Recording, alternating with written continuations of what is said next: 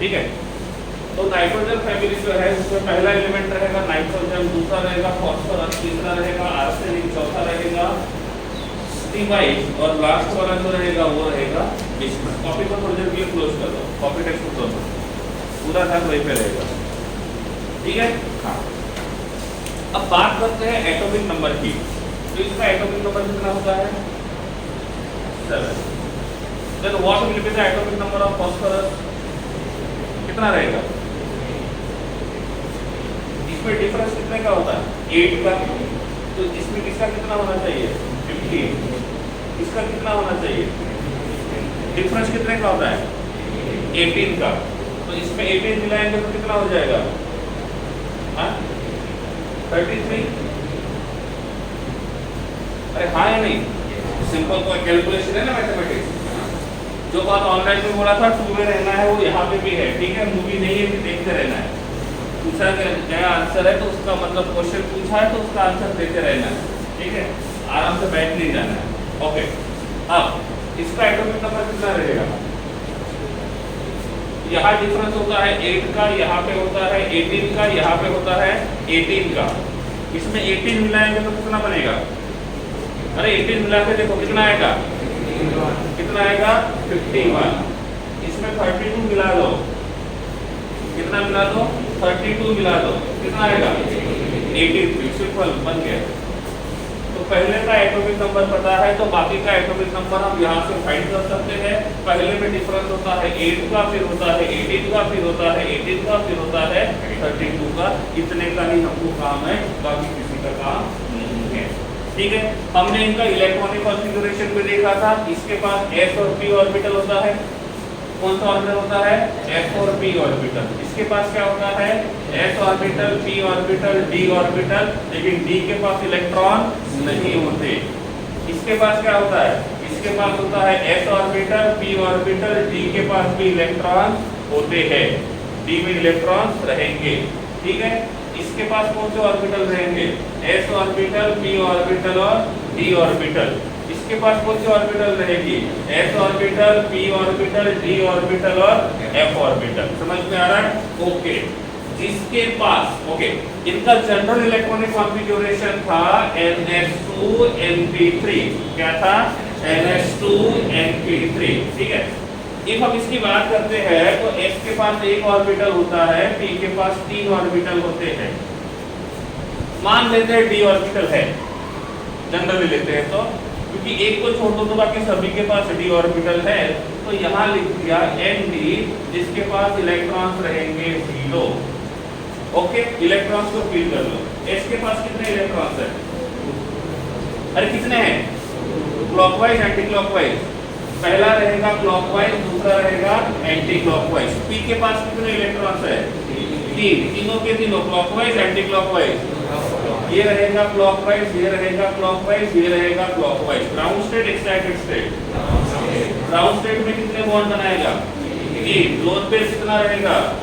Repeat किया था, online में बताया था मैंने। ग्राउंड स्टेट में 3 बॉन्ड बनाएगा क्योंकि अनपेड इलेक्ट्रॉन कितने हैं? 3 है। तो लोन पेयर कितना रहेगा? 1 रहेगा। समझ में आ रहा है?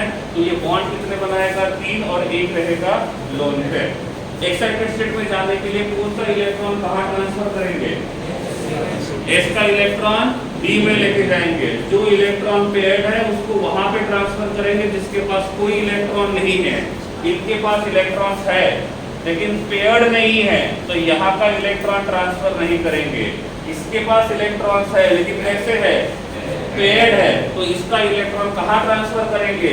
हम वहां पे ट्रांसफर करेंगे जिसके पास इलेक्ट्रॉन्स नहीं है। कहाँ इलेक्ट्रॉन्स नहीं है? d के पास। तो एक्साइटेड स्टेट में क्या होगा?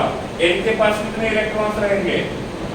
ns1, यहाँ पे रहेगा np3, ये रहेगा nd1। s के पास कितने ऑर्बिटल? 1। p के पास 3, d के पास 5। इलेक्ट्रॉन फिल करना आता है? यस और नो? यस। s के पास 1 इलेक्ट्रॉन है क्लॉकवाइज। p के पास कितने हैं?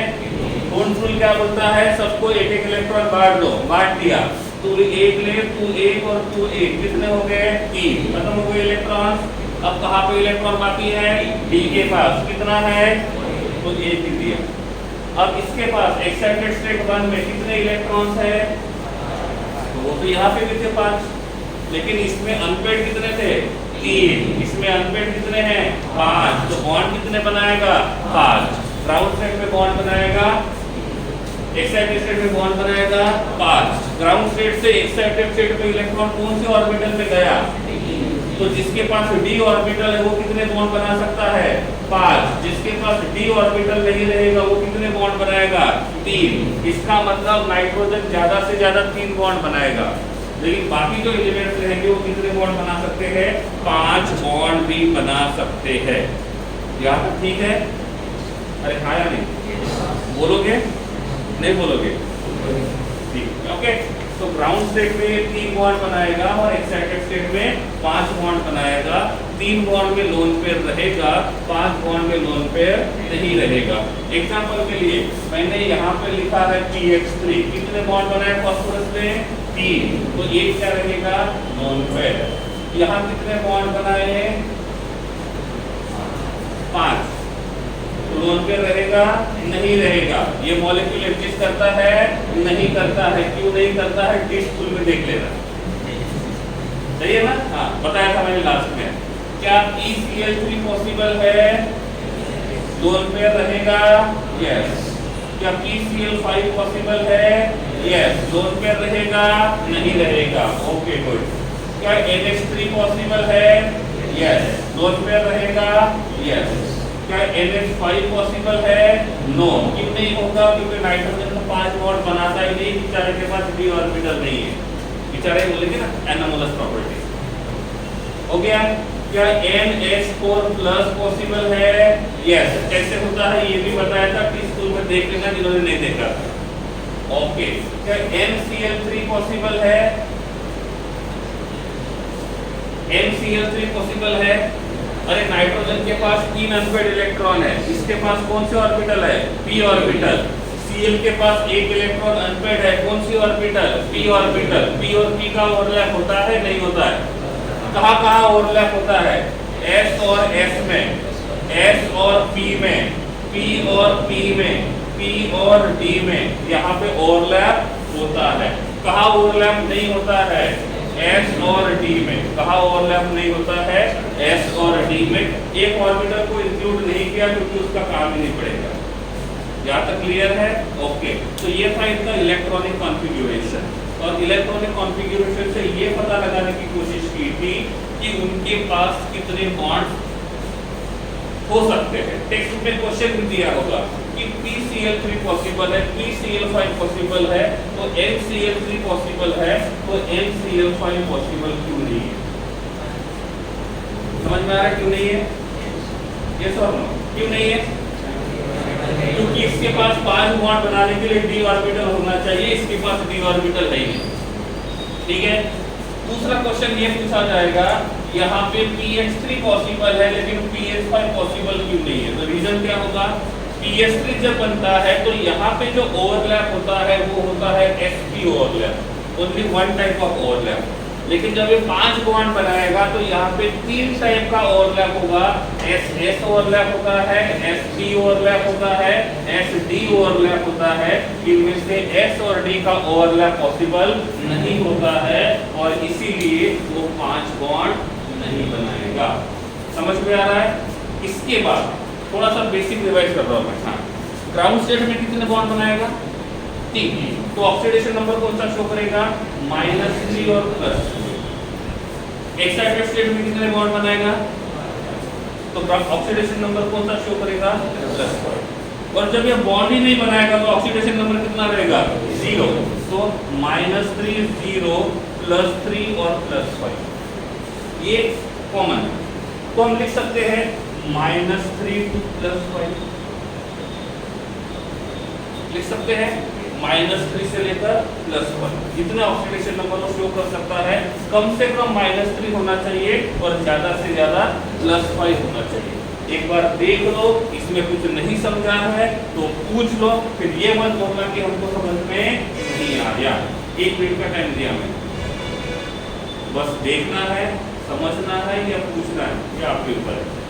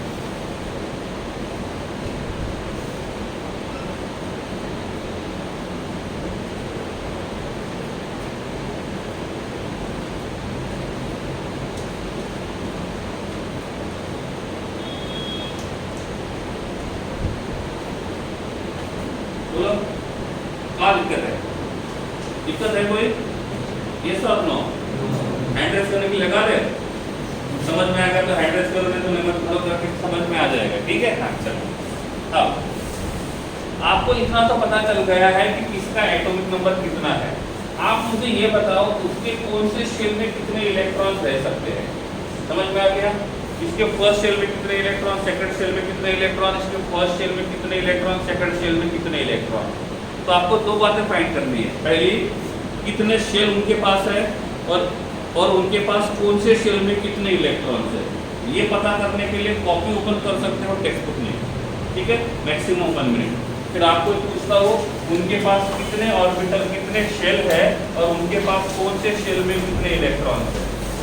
जो भी आपको लिखना होगा पढ़ाने के टाइम पे ही लिखना है, अभी अलग से टाइम नहीं मिलेगा लिखने के लिए। नो इंटरनल डिस्कशन कोविड के नॉर्म्स के हिसाब से।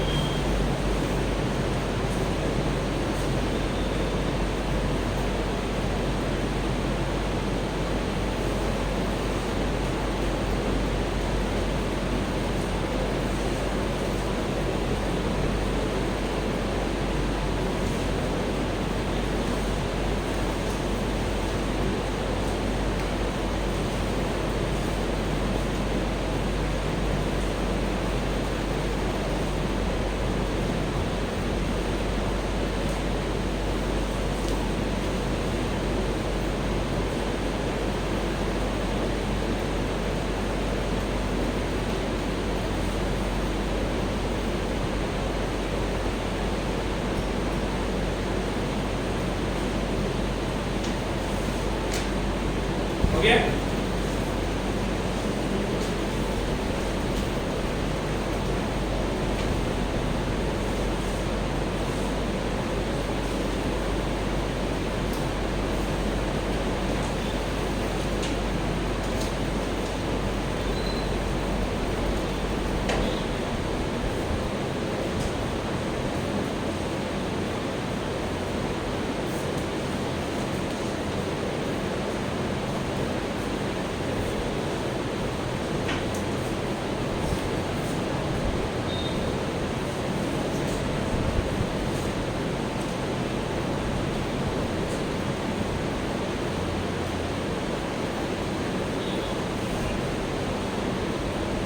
ठीक है, चलो।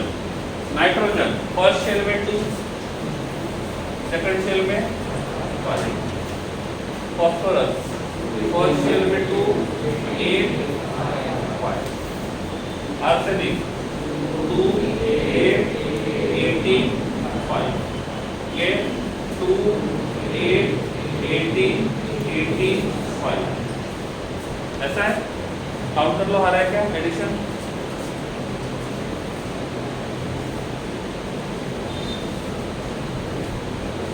आ रहा है? तो ऐसा हो, इसका एडिशन आ रहा है 51। ओके, ये कितना रहेगा? 2, 8, 18, 18, 32, 5। सही है? ओके, अब नंबर ऑफ शेल पता करते हैं। इसके पास कितने शेल है? 2। इसके पास 3, 4, 5। पक्का समझ में आ गया? इसका साइज सबसे छोटा है, इसका साइज सबसे बड़ा है। Number 1, ionisation enthalpy. Definition, the amount of energy required to remove a valence electron from an isolated gaseous atom. Isolated का मतलब अलग, जो किसी के साथ रिएक्टेड नहीं है और गैसियस स्टेट में होना चाहिए, तो ionisation enthalpy is directly proportional to force of attraction.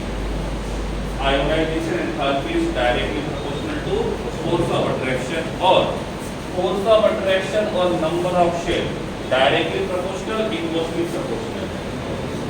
ना अरे force of attraction and number of shells are directly proportional. देखो किसके पास शेल सबसे ज्यादा है,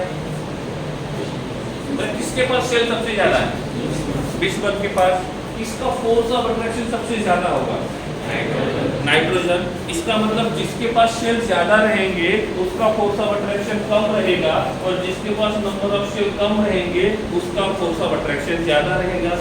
तो नंबर ऑफ शेल का और फोर्स ऑफ अट्रैक्शन का रिलेशन क्या हुआ, डायरेक्टली प्रोपोर्शनल, इनवर्सली प्रोपोर्शनल. तो force of attraction and number of shell, force of attraction and number of shell both are inversely proportional. तो सबसे ज्यादा फोर्स ऑफ अट्रैक्शन किसका है, इसमें नाइट्रोजन में. सबसे कम फोर्स ऑफ अट्रैक्शन किसमें है. तो आप मुझे बताओ किसका इलेक्ट्रॉन निकालना डिफिकल्ट होगा, इसका मतलब सबसे ज्यादा आयोनाइजेशन एंथैल्पी किसका होगा, और सबसे कम किसका होगा. तो आप मुझे बताओ टॉप टू बॉटम जाएंगे तो आयोनाइजेशन एंथैल्पी बढ़ेगा या कम होगा. किसी ने पूछा क्यों, तो आंसर क्या दोगे, ionisation enthalpy is directly proportional to force of attraction. Top to bottom जाएंगे, नंबर ऑफ शेल बढ़ेंगे, नंबर ऑफ शेल बढ़ेंगे, फोर्स ऑफ अट्रैक्शन कम होगा, फोर्स ऑफ अट्रैक्शन कम होगा, आयोनाइजेशन एंथैल्पी भी कम होगा. नहीं समझा. तो इसमें टॉप टू बॉटम जाएंगे तो आयोनाइजेशन एंथैल्पी कम हो रहा है. फाइव लिख लो जल्दी, जो समझा है वो लिखो. टॉप टू बॉटम जाने के बाद आयोनाइजेशन एंथैल्पी कम क्यों हो रहा है वो लिखना है 2 लाइन के अंदर.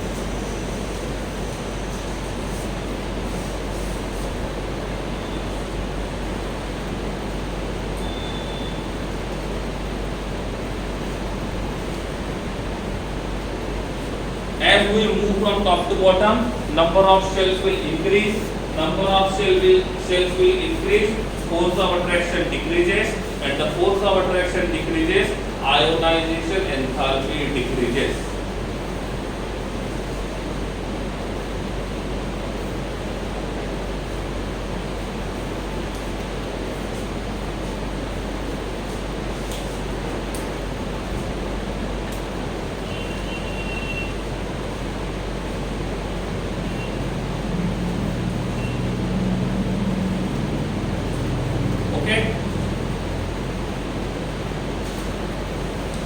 चलिए सेकंड वाला point, size and force of attraction relation directly inversely. किसका साइज सबसे छोटा है, नाइट्रोजन. किसका साइज सबसे बड़ा है, किसका फोर्स ऑफ अट्रैक्शन सबसे ज्यादा है. तो जिसका फोर्स ऑफ अट्रैक्शन सबसे ज्यादा है उसका साइज सबसे छोटा है. इसका मतलब फोर्स ऑफ अट्रैक्शन का और साइज का रिलेशन क्या होगा, इनवर्सली प्रोपोर्शनल. तो size is inversely proportional to force of attraction and force of attraction is inversely proportional to number of shell. इसका मतलब size is directly proportional to number of shell. सही है गलत, अरे बोल सकते हो ना, ठीक है बोलो फिर. Size is inversely proportional to force of attraction and size is directly proportional to number of shell. ठीक है, ये दोनों बातें ध्यान रखना है. तो सपोज मैंने आपको बोला है साइज के हिसाब से अरेंज करना है, तो सबसे छोटा साइज रहेगा नाइट्रोजन का और सबसे बड़ा साइज रहेगा बिस्मथ. कौन है बिस्मथ, किस्मत का भाई है. ठीक है, तो बिस्मथ जो है उसका साइज सबसे बड़ा. एक बोलो, यहाँ पे जो नाइट्रोजन है उसके वैलेंस शेल में कितने इलेक्ट्रॉन है, अरे नाइट्रोजन के वैलेंस शेल में कितने हैं, पढ़ के तो बताना है, कैलकुलेट थोड़ी करना है. ओके, तो नाइट्रोजन के पास कितने इलेक्ट्रॉन है वैलेंस शेल में, 5. इसके वैलेंस शेल कंप्लीटेड है और इनकम्प्लीट है. वैलेंस शेल कंप्लीट है इनकम्प्लीट है, कंप्लीट करने के लिए क्या ऑप्शन है? या तो 3 इलेक्ट्रॉन गेन करो या तो 5 इलेक्ट्रॉन। आप उसके जगह होते तो क्या करते? कॉमन सेंस की बात है। तो इसके फर्स्ट शेल में 2 है, सेकंड शेल में 5 है, तो ये ऑक्टेट कंप्लीट करने के लिए 3 इलेक्ट्रॉन को गेन करेगा। जब ये 3 इलेक्ट्रॉन को गेन करेगा तो इसके पास 2 ऑप्शन होंगे, या तो ये +3 बने या तो ये -3 बने। आपके हिसाब से कौन सा सही होगा? क्यों -3? क्योंकि जब भी कोई इलेक्ट्रॉन गेन करता है तो नेगेटिव चार्ज आता है, और जब भी कोई इलेक्ट्रॉन लूज करेगा तो पॉजिटिव चार्ज आएगा। ठीक है, तो यहाँ पे मेरे पास ये n-3 है। ओके, अब n के पास कितने इलेक्ट्रॉन्स थे? 2 और 8। 8 - 3 के पास क्या हो गए? 2 and 8। नहीं समझा? देखो, this is nitrogen, first shell having 2 electrons, second shell having 5 electrons. Okay, valence shell is complete, incomplete. To become complete, it will lose electron, gain electron. How much? 3. If it gains 3 electrons, so it will be 2, 8. Yes. Due to gain of 3 electrons, and due to gain of 3 electrons, charge will be -3. Charge will be -3. या तो ठीक है। इसका oxidation number कितना है? 0। इसका oxidation number कितना है? -3। ठीक है, ये न्यूट्रल फॉर्म में है, ये आयोनिक फॉर्म में है। यहाँ तक क्लियर है? अब आसान सा क्वेश्चन पूछता हूँ, इन दोनों में से किसका साइज बड़ा रहेगा, किसका साइज छोटा रहेगा? 30 सेकंड सोचने के लिए। n0 n-3 किसका साइज छोटा रहेगा, या तो किसका साइज छोटा रहेगा तो दूसरा बड़ा ही रहेगा?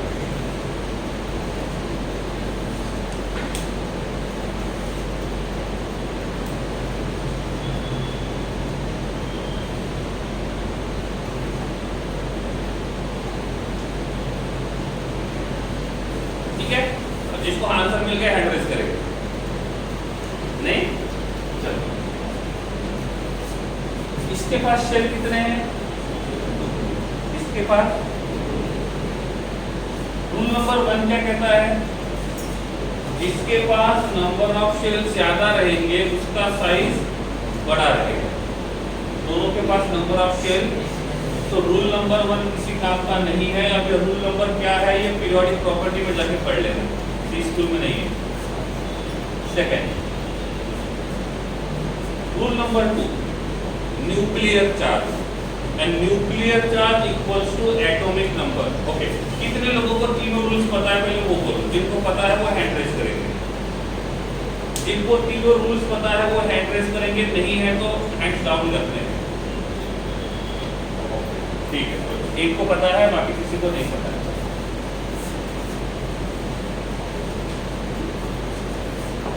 हाँ में हाँ मिलाते जा रहे हो। नंबर 1, नंबर ऑफ शेल बढ़ते हैं तो साइज बढ़ेगा, और साइज बढ़ेगा तो फोर्स ऑफ अट्रैक्शन कम होगा। समझ में आ गया? अब रिपीट नहीं करूंगा इसके बाद। ठीक है, ये रूल नंबर 1 है। पहले रूल नंबर 1 अप्लाई हो गया तो ठीक है, रूल नंबर 1 से काम नहीं होगा तो रूल नंबर 2 से। रूल नंबर 2 क्या कहता है पहले समझ लो। रूल नंबर 2 ये कहता है कि जब नंबर ऑफ शेल सेम रहेंगे तो हम लोग न्यूक्लियर चार्ज को देखेंगे। किसको देखेंगे? Nuclear charge. अब आप बोलोगे न्यूक्लियर चार्ज क्या है? न्यूक्लियर चार्ज का मतलब सिंपल है, उसका एटॉमिक नंबर जो है ना उसको प्लस साइन लगा दो। इसका एटॉमिक नंबर कितना है तो इसका न्यूक्लियर चार्ज कितना रहेगा? +7। इसका एटॉमिक नंबर कितना है तो इसका न्यूक्लियर चार्ज कितना रहेगा? +15। इसका एटॉमिक नंबर कितना है? 33। तो न्यूक्लियर चार्ज कितना रहेगा? समझ में आ रहा है? ओके है। न्यूक्लियर चार्ज का मतलब होता है न्यूक्लियस के ऊपर का चार्ज कितना है, और न्यूक्लियस के अंदर कौन होता है? प्रोटॉन और न्यूट्रॉन। प्रोटॉन के ऊपर कोई चार्ज नहीं होता है, इलेक्ट्रॉन न्यूट्रॉन के ऊपर चार्ज नहीं होता है, प्रोटॉन के ऊपर चार्ज होता है, और जितना एटॉमिक नंबर होता है उतने ही प्रोटॉन्स होते हैं, और इसीलिए एटॉमिक नंबर जितना होता है उतने ही प्रोटॉन्स रहेंगे, और जितने प्रोटॉन्स रहेंगे उतना ही न्यूक्लियर चार्ज रहेगा। ठीक है, यस और नो? यस। ठीक है ना? तो ये रहेगा हमारा सेकंड रूल, न्यूक्लियर चार्ज। जिसका न्यूक्लियर चार्ज ज्यादा होता है उसका फोर्स ऑफ अट्रैक्शन ज्यादा रहेगा, और जिसका फोर्स ऑफ अट्रैक्शन ज्यादा रहेगा उसका साइज छोटा रहेगा। ये रूल नंबर 2। जिसमें रूल नंबर 2 भी एप्लीकेबल नहीं होता है उस पे जाएंगे रूल नंबर 3। ठीक है, जिसके वैलेंस शेल में इलेक्ट्रॉन ज्यादा है उसका फोर्स ऑफ अट्रैक्शन कम रहेगा, तो उसका साइज बड़ा रहेगा। ठीक है, rule number 1, number of shell. इसके पास कितने हैं? कितने हैं? इसके पास कितने हैं? रूल नंबर 1 काम में आएगा? नहीं आएगा। Rule number 2, nuclear charge. इसका एटॉमिक नंबर कितना है? 7। तो इसका न्यूक्लियर चार्ज कितना रहेगा? +7। इसका एटॉमिक नंबर कितना है? +7। तो न्यूक्लियर चार्ज कितना रहेगा? +7। दोनों का न्यूक्लियर चार्ज सेम है, दोनों का न्यूक्लियर चार्ज सेम है, और दोनों का न्यूक्लियर चार्ज सेम रहेगा, तो रूल नंबर 2 नहीं है। रूल नंबर 3, वैलेंस शेल के इलेक्ट्रॉन। इसके पास वैलेंस शेल में कितने इलेक्ट्रॉन है? इसके पास वैलेंस शेल में कितने इलेक्ट्रॉन है? इसके वैलेंस शेल में नंबर ऑफ इलेक्ट्रॉन ज्यादा है, n या n-3। तो जिसके वैलेंस शेल में नंबर ऑफ इलेक्ट्रॉन ज्यादा रहेंगे उसका फोर्स ऑफ अट्रैक्शन कम रहेगा, फोर्स ऑफ अट्रैक्शन कम रहेगा, साइज बढ़ जाएगा। तो अब मुझे बताइए n0 और n-3 में से किसका साइज बड़ा रहेगा? किसका? n-3। तो n और n के कंपैरिजन में n-3 का साइज जो रहेगा वो बड़ा रहेगा। नहीं समझा? पक्का? ओके, इधर जाने बस। इसी रूल को अप्लाई करना है, और इसी रूल को अप्लाई करना है। यहाँ पे n है और यहाँ पे n+3 है। एग्जाम्पल के लिए, स्टेबल है नहीं है वो बाद में देखेंगे, एग्जाम्पल के लिए लेते हैं। नाइट्रोजन एटॉमिक नंबर 7, तो फर्स्ट शेल में रहेंगे 2 और सेकंड शेल में रहेंगे 5। समझ में आ गया? +3 चार्ज का मतलब इलेक्ट्रॉन लूज किए, गेन किए। कितने इलेक्ट्रॉन लूज किए? 3। तो ये क्या रहेगा? 2 and 2। समझ में आ गया? रूल नंबर 1 लगा के देखेंगे। रूल नंबर 1 क्या कहता है? नंबर ऑफ शेल को पहले काउंट करो। इसके पास 2 शेल है, इसके पास भी 2 शेल है। रूल नंबर 1 काम में आएगा? अरे आएगा? नहीं आएगा। ओके, रूल नंबर 2 क्या कहता है? Nuclear charge. इसका न्यूक्लियर चार्ज कितना है? +7। इसका न्यूक्लियर चार्ज कितना है? +7। रूल नंबर 2 काम आएगा? नहीं आएगा। रूल नंबर 3 की तरफ जाए। ओके, क्या बोलता है रूल नंबर 3? वैलेंस शेल के इलेक्ट्रॉन को गिनो। कितने इलेक्ट्रॉन है? 5। कितने इलेक्ट्रॉन है? 2। किसके वैलेंस शेल में इलेक्ट्रॉन ज्यादा है? तो जिसके वैलेंस शेल में इलेक्ट्रॉन ज्यादा रहेंगे उसका फोर्स ऑफ अट्रैक्शन कम, फोर्स ऑफ अट्रैक्शन कम, तो साइज बड़ा। इसका मतलब n+3 और n में से n का साइज जो रहेगा वो बड़ा रहेगा, और n+3 का साइज छोटा रहेगा। 20 सेकंड के लिए कुछ नहीं लिखना है, बस इसको देखना है कैसा दिख रहा है करके।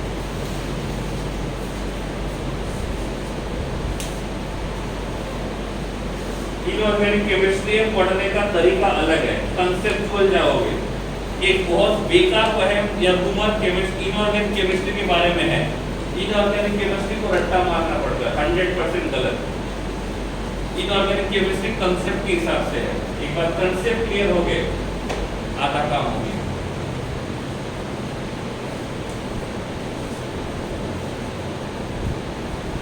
और अब एक ही सब्जेक्ट को अलग अलग तरीके से पढ़ोगे ना, हो गया। क्या बोलते हैं उसको? हेड ना मीठा ना खट्टा।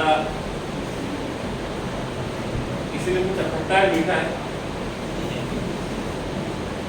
दोनों है, और जब दोनों बात आ गई तो डमरू बन गए, इधर से भी बजोगे उधर से भी बजोगे।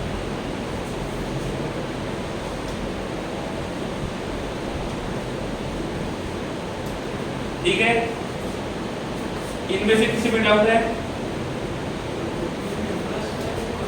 व्हाट?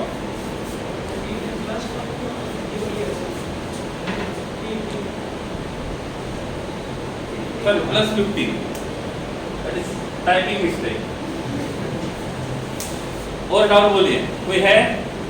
अरे यस और नो? नहीं है ना? पक्का? ओके चलो, फिर एक क्वेश्चन लिखता हूँ, एक या दो लिखूंगा मैं।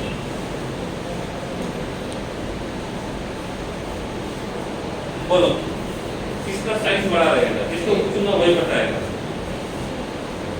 नो शॉर्टकट्स, कंसेप्ट के हिसाब से जाओ।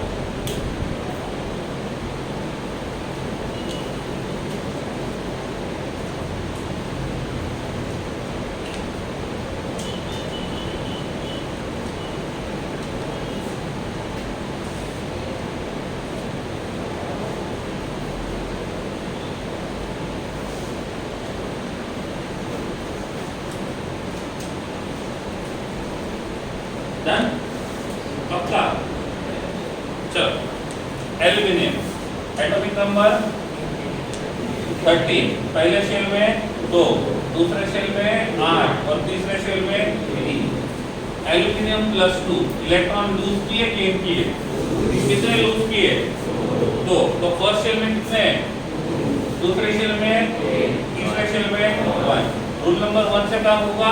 नहीं होगा। क्यों? नंबर ऑफ शेल कितने हैं? 3। इसके पास कितने हैं? 3। रूल नंबर 2, न्यूक्लियर चार्ज, इसका कितना है?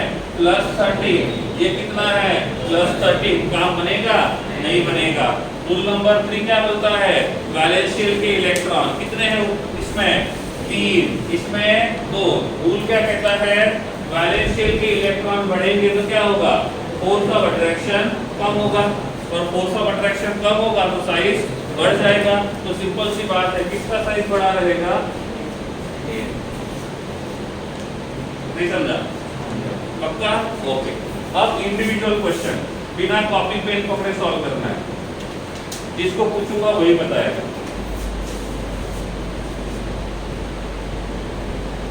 तो किसी क्वेश्चन का आंसर नहीं मिलता तो चेहरा पहला नंबर आपका ही आएगा, देख लेना।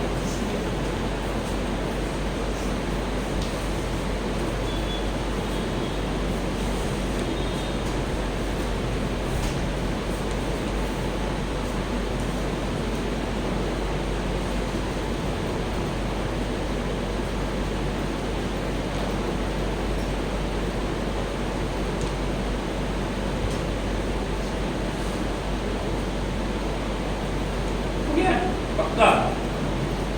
डन? क्या? Cl-1 का साइज बड़ा रहेगा। ये Cl-1 का साइज बड़ा रहेगा। सही है? तो Cl-1 का साइज बड़ा रहेगा कंपेयर टू Cl। ठीक है, जो भी समझा है लिखने का काम करना है। 30 सेकंड आपके पास है। अब ये बात पूरा टाइम करने के लिए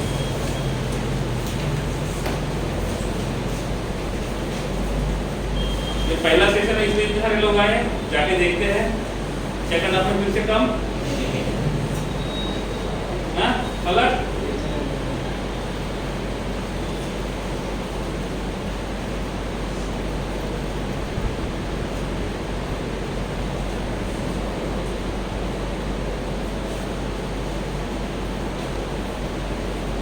घर में बैठे बैठे बोर हो रहे थे, चलो आते स्कूल से दूर के देखते स्कूल में पेंटिंग वेंटिंग हुआ है नहीं हुआ है, जाके बता देना दूसरों को जो नहीं है स्कूल को जाके देखो पेंटिंग हुआ अच्छा दिखता है।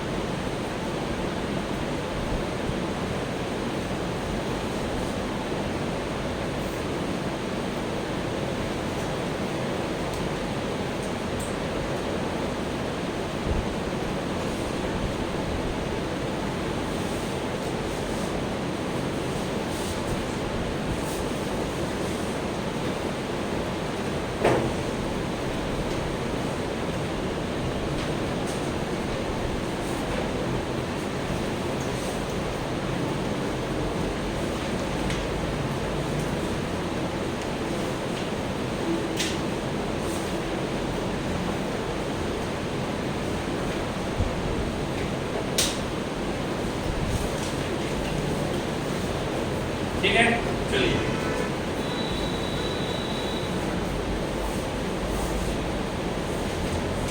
ये तो था साइज का। ठीक है, next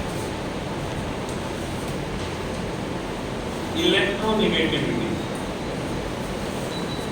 directly proportional to size, inversely proportional to size.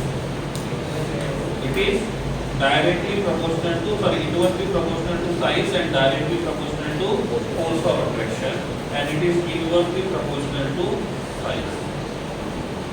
इसका साइज सबसे छोटा है, उसका फोर्स ऑफ अट्रैक्शन सबसे, उसका इलेक्ट्रोनेगेटिविटी सबसे ज्यादा। तो टॉप टू बॉटम जाएंगे तो इलेक्ट्रोनेगेटिविटी बढ़ेगा या कम होगा? नंबर 4 डेंसिटी का फॉर्मूला होता है मास अपॉन वॉल्यूम। ये मैंने आपको लास्ट टाइम बताया था सर। टॉप टू बॉटम जाएंगे तो मॉलिक्यूलर मास बढ़ेगा या कम होगा? बढ़ेगा। मॉलिक्यूलर मास बढ़ेगा तो डेंसिटी बढ़ना चाहिए। टॉप टू बॉटम जाएंगे तो साइज बढ़ेगा या कम होगा? साइज बढ़ेगा तो वॉल्यूम बढ़ेगा, और वॉल्यूम बढ़ेगा तो डेंसिटी कम होगा। तो मास वाला फैक्टर बोलता है कि डेंसिटी बढ़नी चाहिए, और वॉल्यूम वाला फैक्टर बोलता है कि डेंसिटी कम होनी चाहिए। जब ऐसा दोनों अपोजिट होते हैं तो क्या करते हैं, हम दोनों को साथ में नहीं पढ़ते। जब चेंज इन वॉल्यूम ज्यादा है और चेंज इन मास कम है, देखो जब चेंज इन वॉल्यूम ज्यादा है और चेंज इन मास कम है तो वॉल्यूम के साथ रहेंगे, और वॉल्यूम बढ़ेगा तो डेंसिटी, वॉल्यूम बढ़ेगा तो डेंसिटी कम होगा। जब चेंज इन वॉल्यूम कम रहेगा और चेंज इन मास ज्यादा रहेगा तो किसके हिसाब से जाएंगे? मास के हिसाब से, और मास बढ़ेगा तो डेंसिटी बढ़ेगा। जब हम टॉप टू बॉटम जाते हैं तो चेंज इन वॉल्यूम जो है वो कम है, लो है, और चेंज इन मास जो है वो ज्यादा है। तो अब मुझे बताओ किसके हिसाब से जाएंगे? मास के हिसाब से। और टॉप टू बॉटम जाएंगे तो मास, और मास बढ़ेगा डेंसिटी बढ़ेगा। तो टॉप टू बॉटम जब जाएंगे तब डेंसिटी बढ़ेगा या कम होगा? बढ़ेगा। यहाँ तक ठीक है? ओके। एक और पॉइंट आता है मेल्टिंग पॉइंट और बॉइलिंग पॉइंट। ठीक है, ये जो ग्रुप नंबर 15 है ये अलग अलग एलोट्रॉप्स में होता है। फॉस्फोरस के एलोट्रॉप्स है, आर्सेनिक के एलोट्रॉप्स है, स्टीबाइट के एलोट्रॉप्स है, और बिस्मथ के एलोट्रॉप्स है। और एलोट्रॉप्स में बॉन्डिंग अलग अलग होता है, और इसीलिए यहाँ पे हमको मेल्टिंग पॉइंट का एक स्पेसिफिक सीक्वेंस नहीं मिलेगा। किसी का मेल्टिंग पॉइंट ज्यादा रहेगा, किसी का मेल्टिंग पॉइंट कम रहेगा। लेकिन ऐसा एस ब्लॉक में नहीं हुआ था। इसका रीजन ऐसा था क्योंकि वो एलोट्रॉपिक फॉर्म में नहीं होते। जैसे कार्बन के कितने एटॉम्स देखे थे? कौन सा देखा था? डायमंड देखा था, ग्रेफाइट देखा था, फुलेरीज देखा था, और नैनो ट्यूब देखा था। हर किसी में बॉन्डिंग अलग अलग है, तो हर किसी का मेल्टिंग पॉइंट जो रहेगा वो अलग अलग रहेगा। और ऐसे टाइम पे हम मेल्टिंग पॉइंट का जो सीक्वेंस रहेगा वो प्रॉपर्ली कंसीडर नहीं कर सकते हैं, और इसीलिए इस ग्रुप में जो रहेगा वो मेल्टिंग पॉइंट का सीक्वेंस प्रॉपर्ली नहीं रहेगा। ठीक है, तो ये है ionisation enthalpy, size, electronegativity, density और मेल्टिंग पॉइंट। टेक्स्ट निकालो, टेबल 7.1। टेबल 7.1।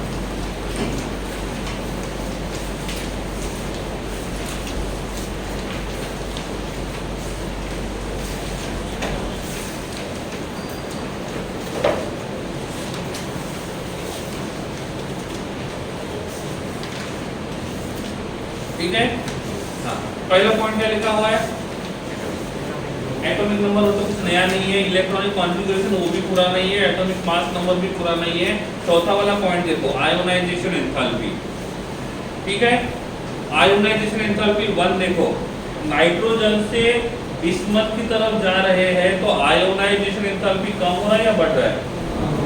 नाइट्रोजन से कम है फॉस्फोरस का, फॉस्फोरस से कम है आर्सेनिक का, आर्सेनिक से कम है स्टीबाइट का, और स्टीबाइट से कम है बिस्मथ का। मतलब ये सीक्वेंस के हिसाब से सही है गलत? आगे निकलते हैं। 1 2 3 कोई फर्क नहीं रहेगा, हाँ, लेकिन 1 को ही कंपेयर करना है, 2 और 3 को कंपेयर नहीं करना है, ठीक है। नंबर 5 इलेक्ट्रोनेगेटिविटी 3.0 2.1 कम हुआ बढ़ गया, 2.1 से 2.0 कम हुआ बढ़ गया, 2.0 से 1.9 कम हुआ बढ़ गया, और इधर 1.9 कम हुआ बढ़ गया, स्टेडी है। वो 1.9 1.9 ही है, लेकिन उसमें डेसिमल पॉइंट में थोड़ा सा डिफरेंस रहेगा, ठीक है, इसलिए वो वहाँ पे उन्होंने शो नहीं किया हुआ है, क्योंकि डेसिमल पॉइंट के बाद एक ही डिजिट बताया है, ठीक है। लेकिन उसमें स्ट्रीमाइन का इलेक्ट्रोनेगेटिविटी हल्का सा ज्यादा रहेगा कंपेयर टू बिस्मथ, तो इलेक्ट्रोनेगेटिविटी वाला कंसेप्ट भी क्लियर। उसके नीचे कोवैलेंट रेडियस और आयोनिक रेडियस। कोवैलेंट रेडियस का मतलब होता है जब ऑक्सीडेशन नंबर 0 रहेगा, और आयोनिक रेडियस का मतलब होता है जब उनके ऊपर चार्ज रहेगा, सही है। अब देखो यहाँ पे नाइट्रोजन का आयोनिक रेडियस और नाइट्रोजन का कोवैलेंट रेडियस कौन सा ज्यादा है? नाइट्रोजन का आयोनिक रेडियस और नाइट्रोजन का कोवैलेंट रेडियस कौन सा ज्यादा है? Ionic radius. क्यों? क्योंकि कोवैलेंट रेडियस जो बोला है वो N0 के बारे में बोला है, और आयोनिक रेडियस किसका बोला है? N-3 का। और थोड़ी देर पहले हमने देखा था न्यूट्रल और नेगेटिव में से नेगेटिव का साइज हमेशा बड़ा होता है, समझ में आ गया है? ओके, कोवैलेंट को चेक करते हैं। नाइट्रोजन और फास्फोरस किसका कोवैलेंट रेडियस ज्यादा है? हाँ? अरे टेबल में देखो, इधर नहीं है। फास्फोरस और आर्सेनिक, आर्सेनिक और स्ट्रीपाइन, स्ट्रीपाइन और बिस्मथ, सिंपल सी बात है। उसके बाद आयोनिक रेडियस देखते हैं। नाइट्रोजन और फास्फोरस किसका ज्यादा है? फास्फोरस और आर्सेनिक, आर्सेनिक और स्ट्रीपाइन, पक्का? स्ट्रीपाइन और बिस्मथ, बिस्मथ, हाँ। डिफरेंस क्यों है? रीजन क्या होगा? Exception no. ये जो होते हैं ये नॉर्मली -3 में होते हैं नॉर्मली, और ये जो होते हैं वो नॉर्मली +3 में होते हैं या +5, ठीक है। क्योंकि टॉप टू बॉटम जाते हैं तो मेटालिक कैरेक्टर बढ़ता है, नॉन मेटालिक कैरेक्टर कम होता है। इन लोगों में नॉन मेटालिक कैरेक्टर ज्यादा है, तो वो इलेक्ट्रॉन लूज नहीं करेंगे, इलेक्ट्रॉन गेन करेंगे, और जब इलेक्ट्रॉन को गेन करेंगे तो साइज बढ़ जाएगा। लेकिन इनमें मेटालिक कैरेक्टर ज्यादा है, और मेटालिक कैरेक्टर ज्यादा रहेगा तो इलेक्ट्रॉन को गेन नहीं करेंगे, इलेक्ट्रॉन को लूज करेंगे, और जब ये इलेक्ट्रॉन को लूज करेंगे तो पांचों के पांचों इलेक्ट्रॉन लूज करेंगे, और जब पांचों इलेक्ट्रॉन लूज करेंगे तो नंबर ऑफ शेल कम हो जाएगा, और जब नंबर ऑफ शेल कम हो जाएगा इसलिए साइज एकदम से कम हो जाएगा, दैट इज द रीजन। तो इनमें नॉन मेटालिक कैरेक्टर ज्यादा है तो वो इलेक्ट्रॉन को गेन करेंगे, तो उनमें साइज कम नहीं होगा, साइज बढ़ेगा। लेकिन इन लोगों में मेटालिक कैरेक्टर ज्यादा है, वो इलेक्ट्रॉन को लूज करेंगे तो उनका शेल जो रहेगा वही चला जाएगा, और जब एक शेल कम हो जाएगा तो साइज कम हो जाएगा, समझ गया? और इसीलिए इन दोनों का साइज पहले तीनों से छोटा है, that is the reason. Clear? ये था किसके बारे में? Ionic radius. उसके बाद मेल्टिंग पॉइंट, बॉइलिंग पॉइंट, मैंने यहाँ पे रीजन बता दिया, वो एलोट्रोपिक फॉर्म में मिलते हैं, और इसलिए वहाँ पे उनका मेल्टिंग पॉइंट, बॉइलिंग पॉइंट का कोई सीक्वेंस नहीं रहेगा। ओके है? समझ में आ रहा है? ओके, लास्ट वाला पॉइंट कौन सा है? नाइट्रोजन और फास्फोरस किसका डेंसिटी ज्यादा है? फास्फोरस और आर्सेनिक, आर्सेनिक और स्ट्रीपाइन, स्ट्रीपाइन और बिस्मथ। सिंपल सी बात है, रीजन पता चल गया, क्योंकि यहाँ पे चेंज इन मास ज्यादा है compare to change in volume. समझ में आ गया? अब आपके पास दो ऑप्शन है, या तो टेबल को पढ़ो या तो उसके नीचे की थ्योरी को पढ़ो, दोनों सेम ही है। मैं थ्योरी के हिसाब से नहीं जाता हूँ, मैं टेबल के हिसाब से जाता हूँ। तो टेबल समझ में आ गया तो उसके नीचे की थ्योरी समझ में आ ही जाएंगी, ठीक है। तो टेबल के नीचे पहला पॉइंट कौन सा दिया हुआ है? इलेक्ट्रॉनिक कॉन्फ़िगरेशन, उसके बाद एटॉमिक रेडियस, उसके बाद आयोनाइजेशन एंथैल्पी। नेक्स्ट वाले पेज के ऊपर क्या दिया हुआ है? नेक्स्ट वाले पेज के ऊपर दिया हुआ है इलेक्ट्रोनेगेटिविटी। यहाँ तक का रीड करना है, कुछ डाउट है तो पूछना है, ठीक है।